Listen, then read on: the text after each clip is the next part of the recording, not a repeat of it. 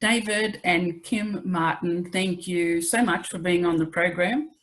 David, we haven't actually met as such, but I was at the launch of your documentary Future Dreaming in New Zealand.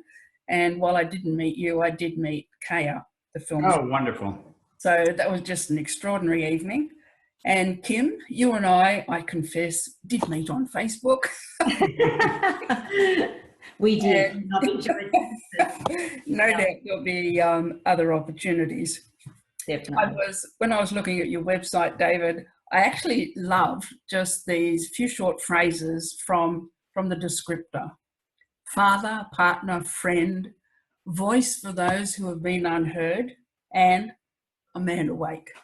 So there was a lot of other information there, which I extolled in the introduction, but they were the ones that resonated with me.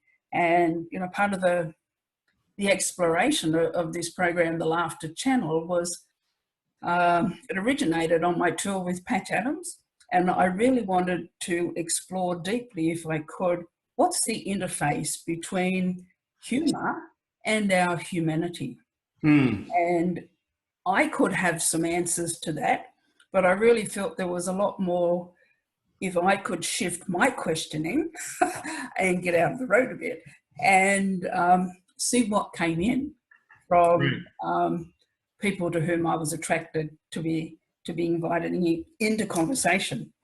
So, Kim, you describe yourself as a master of human dynamics and relationships. And together, in my short observation of you, have seen you really meld as soulmates. And you shared with me, Kim, that you both, in your time together, have really, my words, done the work in exploring the essence of who you both are in relationship. And there are a few people who will go to that depth and are prepared to explore what comes up in that space. And, you know, for me, what I was really hearing in that descriptor you sent through to me was there's a lot of joy there and much more than just laughter and humour. In New Zealand, a psychic clairvoyant lady said to me once, "Oh, Pat," she said, "you are here to experience and facilitate joyful empowerment." So that really came up for me in there. When you're prepared to look at all of it and can appreciate the full range of emotions that we have, and then the way in which we can use those, it's quite extraordinary what will come through.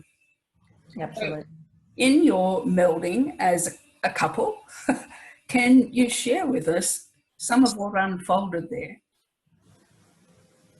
Well, I'm going to start because it's always fun to go to the very beginning. And it turns out that the very beginning was precisely 3 years ago today. Oh, really? There's a symmetry to having this interview today. But probably the funniest and most poignant experience of my life was actually the first sentence that Kim uttered to me.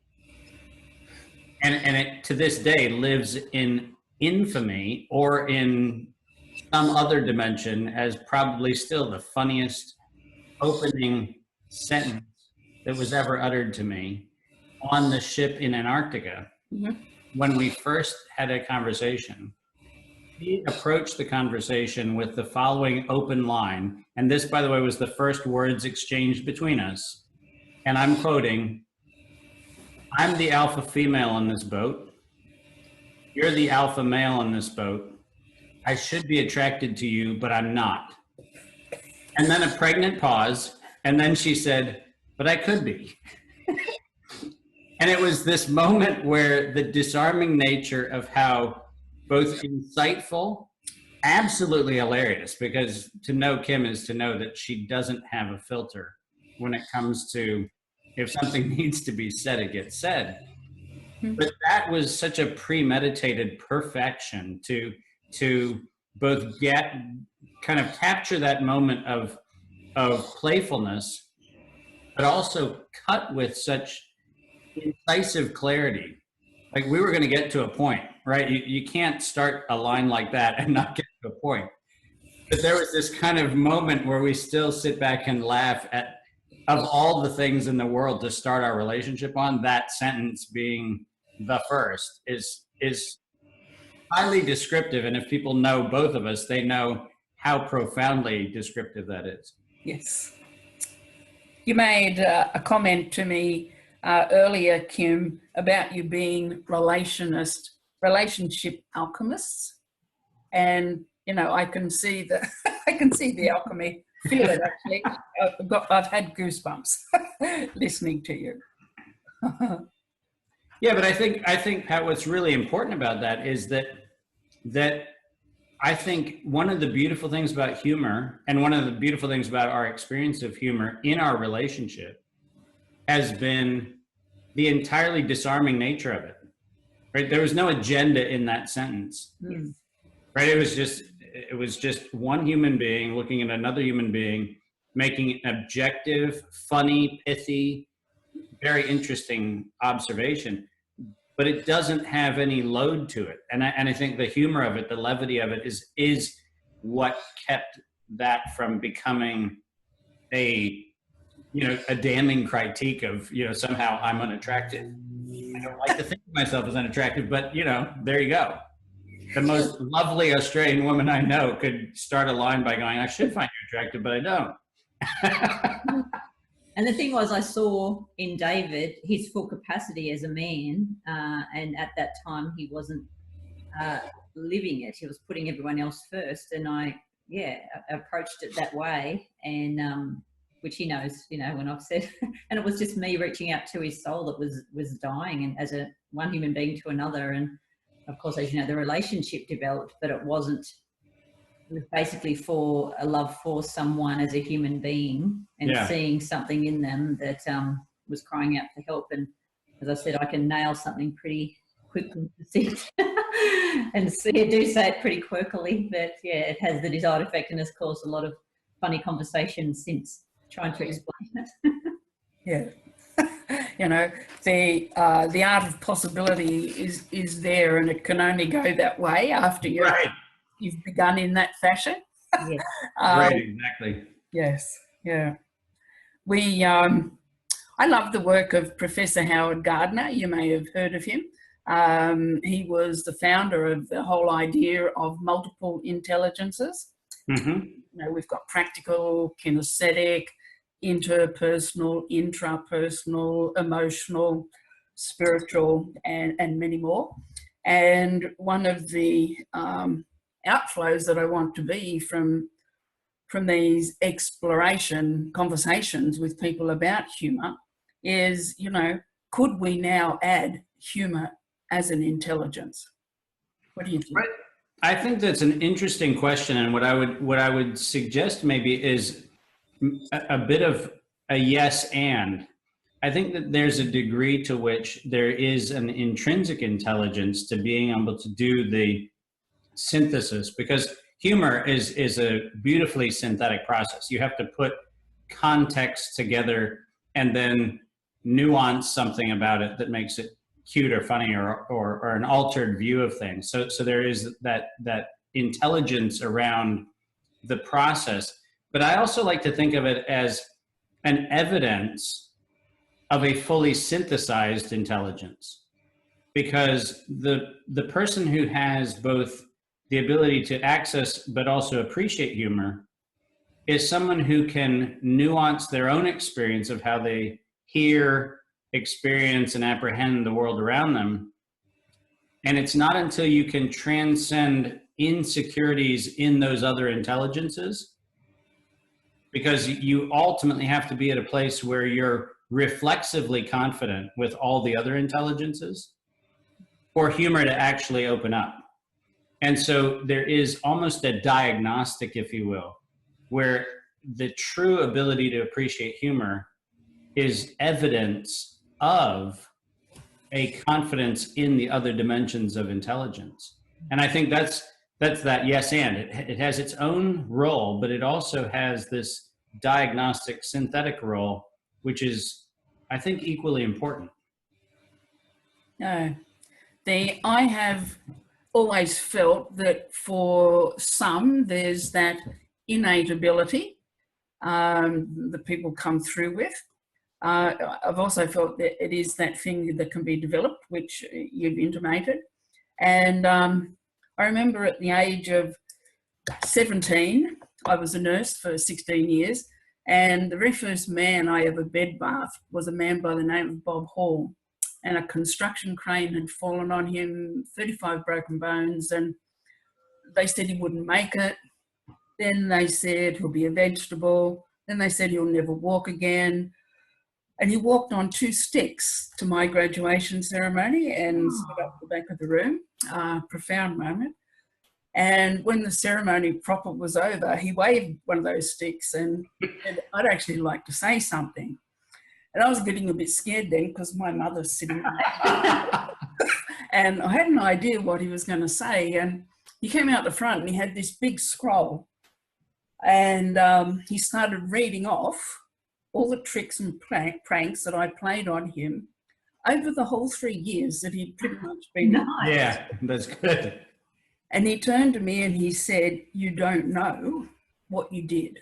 So back then, I was not conscious in the way that I view consciousness now. And so I just showed up. For some reason, I committed. I was going to see that man every day I was on duty, whether I was on his floor or not. Yeah. And so, I learned commitment, true communion. I spent a lot of time in matron's office, but I continued to invest my impish self in a practice that is confined by rules and, stringency. And so, breaking those boundaries all the time, but still being a safe practitioner. And when I look back at that, it's like, well, I didn't consciously do that. So there was that innate thing. And then over the years, there's, just been its evolution and my attachment to it as an important thing to pursue. It fills your soul. Like when you laughter, like it feels like you're energized. As I was a nurse also, and I remember patients would just love it when I'd be on duty for the same reason. You'd come in and you just, you don't have to try. You just are naturally goofing off and laughing and making jokes, and the whole room becomes light. And no matter what's going on, and once that laughter starts, it's just infectious. And of all places, like a hospital, that's a perfect environment for healing. Yeah. So I'd love to know, what do you both think it means to be good-humoured? Good-humoured to me is just being able to be quick and poke fun, mostly at yourself and others, but not in a cruel way because Dave and I had a great conversation about this, and there's not a diminishment in it. But I think number one, you have to be able to demonstrate that you can poke fun at yourself and have a good laugh at yourself, and especially after you've had a serious moment, and then look back and reflect and tell the story in a funny way, and then it normalizes other people's experiences and helps them not feel bad about themselves. And because it's a interesting world we live in, and the more you can poke fun at kind of anything, it keeps things light. It makes you fun to be around.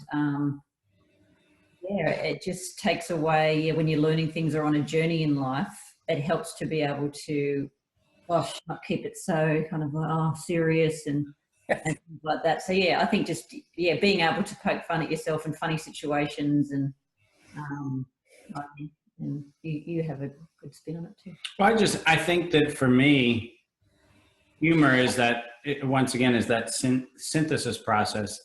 It's taking contexts and mixing them up and jumbling them in an inappropriate way, and then throwing them out kind of in an imbalanced way. So I think there's a way that it is a way to lighten your own experience, but it's also a way to lighten the experience of others. And to Kim's point, I mean, the prevalence of darkness is sufficient, right? The opportunity to be an alternative to that is actually really a wonderful thing. And so I think there's a degree to which it does open up your ability to just constantly be toying with perspectives and seeing things in ways that are not consensus ways to see things. And, and I would say for me, it's actually also a tool, because a lot of the ways I observe nature, which inform an enormous amount of my work and how I engage and how I structure business and how I do enterprises of all sorts,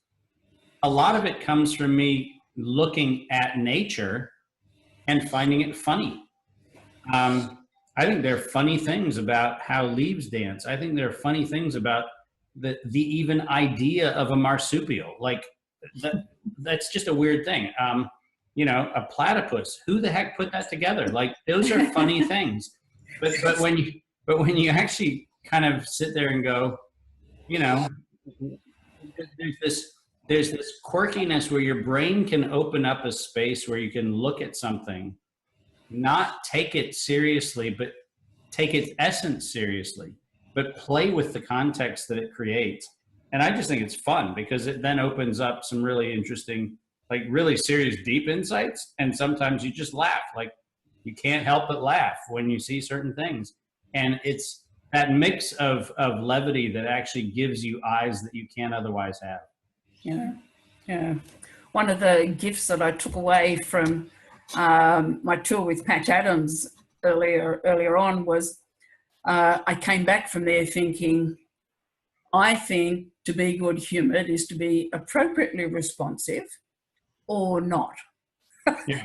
And it takes some keen sensing, using all of your senses to know when you can and when you can't. Yeah. And in that space of knowing, oh, if I did that, it wouldn't be good, but knowing it would be okay anyway. Mm-hmm. And perhaps the best example I have of that is Patch's mother is a diabetic, and she lost one of her limbs as a result of poor circulation. And he was sharing with me, he was there at the bedside when she woke up from the surgery, and he's patting her hand as her eyelids are fluttering as she wakes up, and he leans in and in his big booming voice says, "Well, Ma, now you know what it's like to have one foot in the grave." That's gold. But I think again, in context, which you've been referring to, only Patch in that moment could have said that to his mother. And so there's that foundation of relationship and trust that I think goes with being able to actively use humour.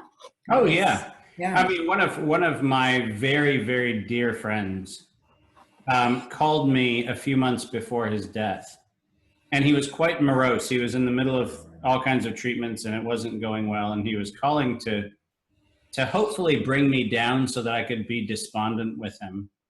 And he called, and he was kind of grumpy and mumbling about how he wasn't feeling well, and he thought the end was near and all of that kind of stuff, which actually he wasn't feeling well, and the end, in fact, was near, both of which were objectively true.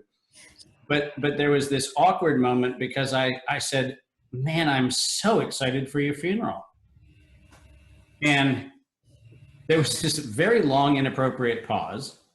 And he goes, "You're the worst friend on earth. Why?" And I said, "Because I was at your 70th birthday party, and there was such a great turnout, and there were so many lovely people that I got to meet, and a number of them became friends. I said, I can only imagine who's going to show up for your funeral.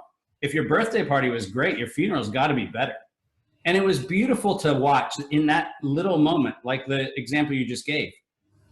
Grossly insensitive if you don't have a relationship. Yeah. But it was I was going to either join him in his, wandering through the darkness, or we were going to have a moment together in the light. And it turned out that the moment in the light lasted all the way till his death. So he never actually slipped back into the wallowing around. And I love the fact that one little quip, which was, I'd love to say I premeditated, but I didn't, right? It was just one of those things where I just thought, his birthday party was fun. His funeral's got to be more fun. Like more people show up probably. That would be cool. And it was great to bring him into that side of the same data, because the objective data wasn't going to change. He was actually ill very unwell, not feeling well. And he was on his way through the dying process, but he lived because of that laughter. Mm. Yeah. Yeah. Quality of life. Yes. And the whole thing about, well, a term Patch Adams uses all the time is the word commune, which and, you know, when we're in that level of conversation, we're communing very deeply with another. I'm trying to think of a name. I can't think of the lady's name, but she's created a process called conversational intelligence. And when we're having what she calls level 3 conversations, she's been able to demonstrate just how much oxytocin is being streamed from the frontal cortex. Yeah. And when I saw the video for that only a couple of months ago, I was just like ecstatic. Was like, oh my goodness. So here we are, you know, my vision for 2020 is we will be having an intimacy revolution. And then I come across this woman and what she's been able to demonstrate, and it's like, here we go. You know? Brilliant. And the, you know, the rising of so many, and the courage to get out and step into places where no one's gone before, and make a stand for who they are. And humour can help pave that difficult path. Yeah, indeed. A lot of strength in it. So what's been your funniest moment, both of you? My funniest moments are usually with girlfriends, and it's again, I have a particular girlfriend who has an ability to she has crazy things going on in her life, but is so real, and there's nothing that's off the table in conversations. So when we're all together, it's like what you were just saying, these level 3 conversations, it's so energizing and fun. And the way she tells them, she just is poking fun at herself and realizes what she's done is ridiculous. But she has that ability that she doesn't demean herself. She just does it in such a funny way, and is real, and as I said, nothing's off the table. So then we all join in with our funny stories, and we don't have a level where, oh no, you can't say that. You know, when you feel that comfortable, like what you're just saying. Yep. And then I think I'm energized for days and weeks after those real conversations, and I can see why that lady's proving that, again, that lifts your soul, and your sides hurt. And being with her and having that level, you actually are in pain from laughing so hard, and then you feel alive. Yeah, I just remembered her name. Her name is Judith Glaser. So you might be interested to look at some of her work. Extraordinary lady. And interesting, I found it really, really funny. She married a scientist, and I thought, well, of course. There's the balance. So you're going to pursue that pathway and invest, 15 years in research, then who do you need to partner you along that process? And you, David, how about you?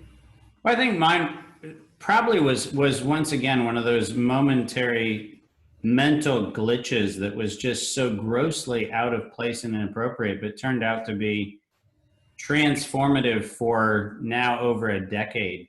I was asked by the Grand Mufti of Cairo to lecture at Al-Azhar University, which is about it's like the Vatican, if you will, for the Islamic faith in North Africa. And I was on this beautiful roll, and I have a habit of getting tangential, so I kind of get into that flow state. And I was on a roll, and at one point I was talking about something being right and wrong, and as I was saying the words, I became aware of where I was. But I said something to the effect of, we could do this, but it wouldn't be considered kosher.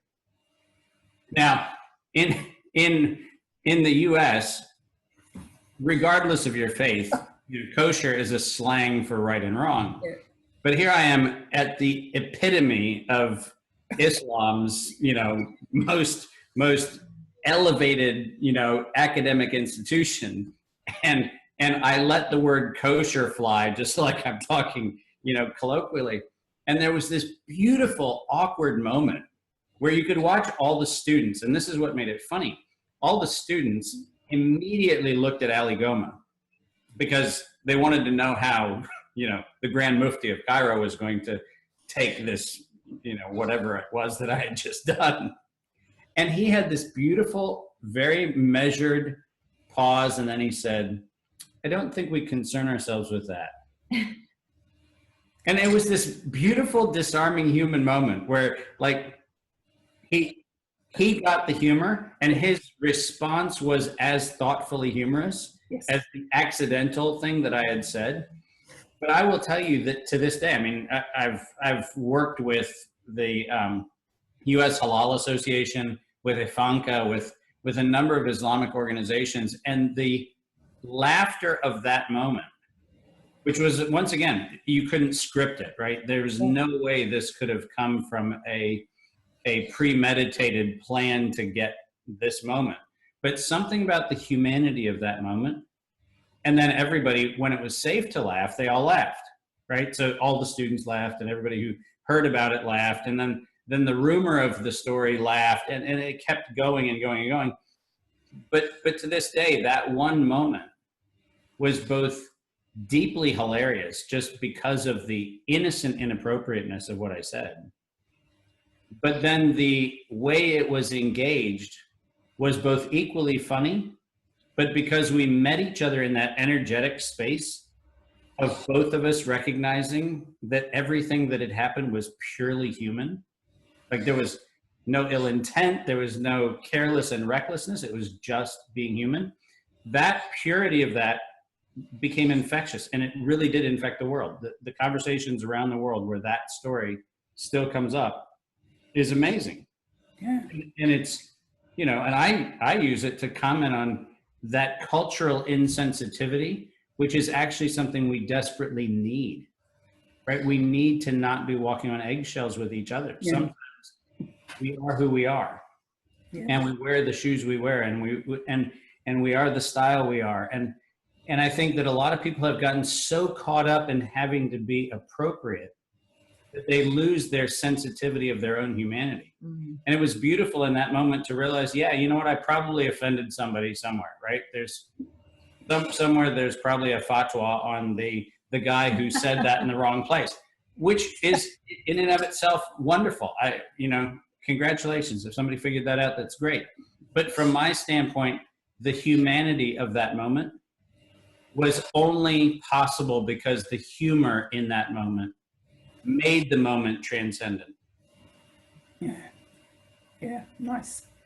And your intention too, it's all around intention. You never intended, it just popped out, and there's an energy around that that's people would feel. It's not, oh, you're being inappropriate. It was just like, what a laugh, he said that. It's a bit... Well, I've been invited back to Cairo and to Tel Aviv and to Jerusalem. So somewhere along the line, I haven't, crossed some existential line of doom. So that's worked out. Yeah. I think for me, I have to say the most painful laughter I've ever had is with my daughter. Katie is a wonderful, wonderful, wonderful young lady, and she, early on, because we laughed so much together, she had this standing joke that one day we would go on the road as a comedy sketch called Dave and Son. And that was the opening joke. But that was her humor. She loved to be super dry. All of her humor involves one-liners. And the ability for us to laugh together is something that is spectacular. The last time I laughed hard enough that I actually hurt was she hosted us for Christmas, and Kim decided to show us after everybody had the day of Christmas cookies and Christmas dinner and all that kind of thing. Kim decided to pull up a series of comedic sports announcers from Australia and their commentary on the 2000 gymnastic Olympic Games. Roy and HG. Yeah, a thing called Roy and HG, and it was hilarious because we're obviously bringing a family together from North America and from Australia. So that's Kim and my journey. So Kim sharing what was funny in Australia, with the US family, the US family laughing as much at what was funny as an Australian kind of form of humor.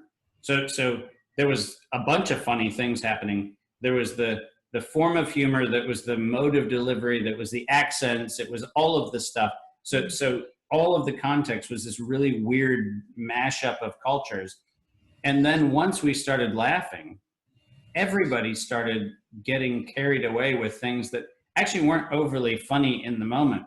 But because you were already predisposed, it was like that precondition where you start laughing, it already puts you on the edge of it could get worse, and it does. And then Kim would pull up another video and go, oh, look at this one. And by the time we were done, we were all in agony, half from the Christmas cookies and half from Roy and HG talking about, what was the weightlifter? The weightlifter who was disqualified from not even lifting the weight, like from Turkey or something like that. And it was just hilarious. We had this moment, but it was, once again, what made it work was everybody was out of context, but we collectively were our own context, right? We had reprocessed all of our experience to transcend any individual's narrative. And there was the we narrative that created a hilarious space into which you could have probably dropped any comedic thing and it would have been absolutely hilarious. It turned out to be Roy and HG talking about Olympics, and everyone was on the floor. It was fabulous.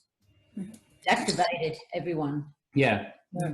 I've been studying improv acting since the year 2000, and I was at a comedy show in New Zealand with Wade Jackson and the Improv Bandits, and they were just getting information from the audience. I'm sure you've been to an improv show, and so the audience feeds into what the troupe are going to do. And so a woman offered something, and he said, "Thank you, madam. What's your name?"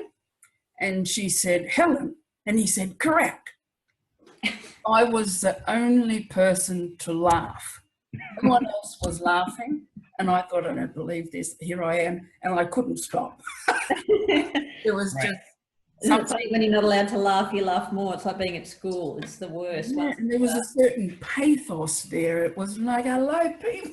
Don't you get that? Right. That's an obvious one. Obviously not. But yeah, the two quick-witted repartee Yes. is, I think, an element of clever, but it's also an element of practice. And you've got to have got rid of the filter, which is what I like about improv. It removes the filter. So you no longer say, oh, I better not say that. If I say that, someone will get upset. Then you just allow. You set the scene for what's possible. Yeah. Can you share perhaps a time when you've used humour to support you through a difficult moment?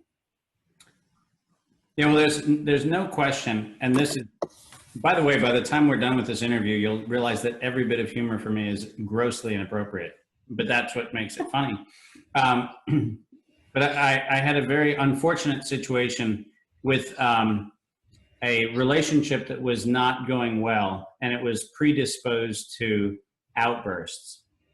And I was in a very unfortunate conversation where the person involved in the conversation got so angry that they took their cell phone and they threw it. And I would say at me because it was in my general direction. But the cell phone hit the wall and it broke open and the battery fell out. And my brain in that moment just said, assault and battery. And I'm dead serious. Like, that's exactly what my brain did. And my brain took me into this space where, and all I could look at it was the battery on the floor. And I was like, and battery, right? It was that was it. But the beauty of it is that moment seriously like was like a defibrillator for my brain. Yeah. Because it told me that humanity of me, which just sees funny, when it wasn't funny. The situation wasn't funny. The experience wasn't funny. The tragedy of the human experience wasn't funny. But that moment, my brain stepped in with this, I'm going to be your stand-up comic right now, and that's assault with a battery. And it was beautiful. And I will tell you, those are the moments of my life, seriously, that like test whether I'm really still fully functioning, right? Can some part of my system kick in to override the inertia of the expected? And for me, that was a beautiful example of the humor as this kind of invincible force, just stepping in going, this is a funny moment.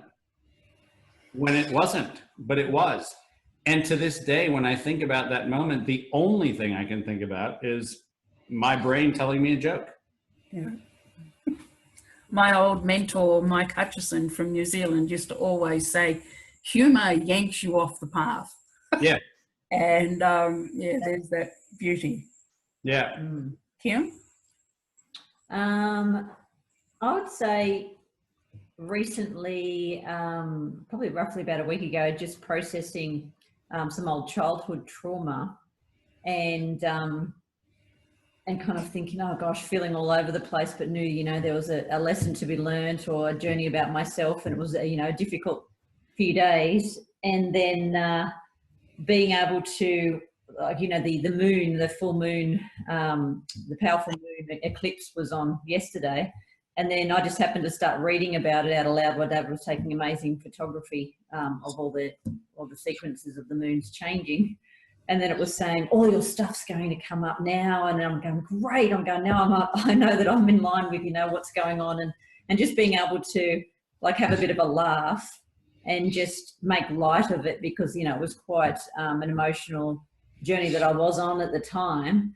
But then being kind of, feeling of normalizing it, and then going, it's the moon's fault and things like that. And just being able to have a good laugh with it. Or with a friend who, because I have a lot of friends with similar humor, who are quick-witted, and we do it vice versa. You're talking about something quite serious, and then it just happens where you'll throw in a funny one-liner and just break the state and both have a laugh, and then suddenly what you're talking about, the emotions are not as intense anymore, because when you're in your emotions you can't get clarity or you can't get the wisdom in it.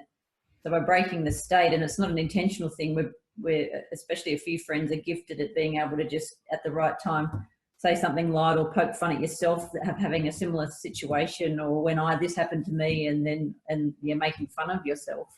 Then you're able to snap out of that deep kind of introspective thing and feel more, I suppose, in a balanced state to actually go, and then see, what the wisdom, universe or yourself, whatever you'd like to call it, is showing you. So it definitely helps to be able to do that and make light here and there when things, and you kind of just know, it is like when you were saying an intelligence factor with humor, you know when the right time is, you kind of feel it at a certain time has gone past, and it's like, it's been a bit too serious for me for too long, and then something will pop in, and you just don't overthink it and say it, and it breaks the state, and it helps you manage anything that's going on that's a bit full on.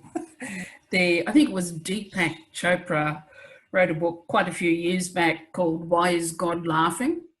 I don't know if you know the book, but the subheading was Because He Gets the Joke. Right. Yeah. And I love that. It's like, yes, exactly what you both have been saying. In the worst of times can be the best of times. A lot of DeMartini's work has impacted on myself, to be able to see challenge and support side by side actually requires you being present to it all. And in that presence, you can then access the gift of who you are. And, with that learning for me, I just see so much paradox and synchronicity now. Thank you so much, both of you, for contributing to this. I look forward to us having another conversation We'd love to. down the track. One of the things that is really inspiring me in the last few months is I'm so seeing that our collective intelligence, so mine and yours and all that's out there, is actually laying a platform for us all to have another experience of our own health, wisdom, and our immunity. One of the things that I'm also seeing, just in closing, and for the listeners, you know, what we've seen here today in this conversation is how our conversational intelligence takes us into intimate and trusting places where humour can abound. We get a release of serotonin, endorphins, and oxytocin. It just pours. And in that release, our soul sings. Mm-hmm. And for me, that's probably the most important thing, because that can happen irrespective of our current circumstances. Correct. Absolutely. And it's people with unhappy current circumstances whom I want this program to support. So I dearly appreciate you both coming along and being a contribution. And we're going to talk again soon. Very good. Thanks so much. Thank you, Pat. Thank you so much. It's been great. Bye-bye. Bye.